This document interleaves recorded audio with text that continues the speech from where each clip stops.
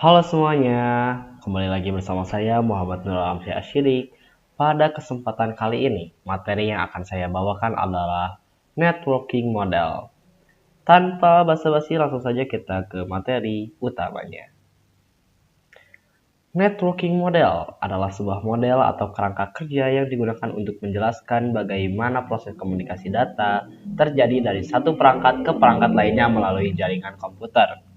Dengan adanya networking model, kita menjadi lebih mudah memahami bagaimana data dikirim, bagaimana perangkat saling berkomunikasi, dan bagaimana cara menemukan atau memperbaiki masalah yang terjadi pada jaringan. Selain itu, model ini juga menjadi standar agar perangkat dari berbagai vendor dapat saling berkomunikasi. Kemudian ada TCP/IP model. Selanjutnya kita membahas TCP/IP model. TCP/IP atau Transmission Control Protocol atau Internet Protocol merupakan model jaringan yang digunakan sebagai standar komunikasi di internet. TCP/IP terdiri dari 4 layer, yaitu Application Layer, Transport Layer, Internet Layer, dan Network Access Layer. Model ini berfungsi untuk mengatur komunikasi data antar perangkat, mengirim data melalui jaringan, menentukan alamat IP, serta memastikan data dapat sampai ke tujuan dengan baik. Selanjutnya ada TCP/IP Application Layer.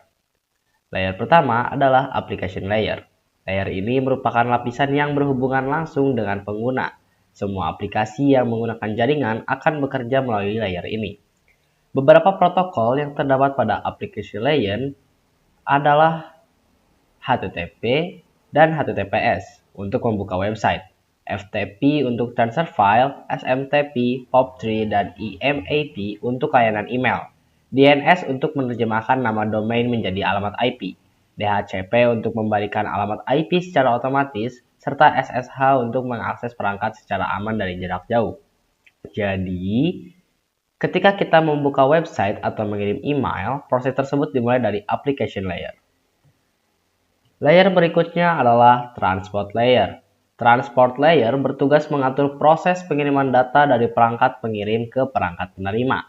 Tugas utama layer ini adalah membagi data menjadi beberapa bagian atau segmen, memastikan data dikirim dari awal hingga tujuan, melakukan pengecekan kesalahan, serta mengatur aliran data agar proses komunikasi berjalan dengan baik.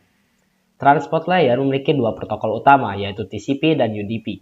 TCP digunakan ketika keakuratan data lebih diutamakan, sedangkan UDP digunakan ketika kecepatan pengiriman lebih penting. Selanjutnya adalah Internet Layer. Layer ini bertugas memberikan alamat IP pada perangkat dan menentukan jalur terbaik agar paket data dapat sampai ke tujuan. Internet Layer juga melakukan proses routing atau pemilihan jalur pengiriman paket data. Beberapa protokol yang digunakan pada layer ini antara lain IP, ICMP, dan ERP.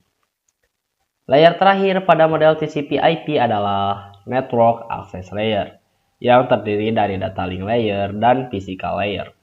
Data Link Layer bertugas mengirimkan data antar perangkat yang berada dalam satu jaringan dengan menggunakan MAC address. Sedangkan Physical Layer bertugas mengirimkan data dalam bentuk sinyal melalui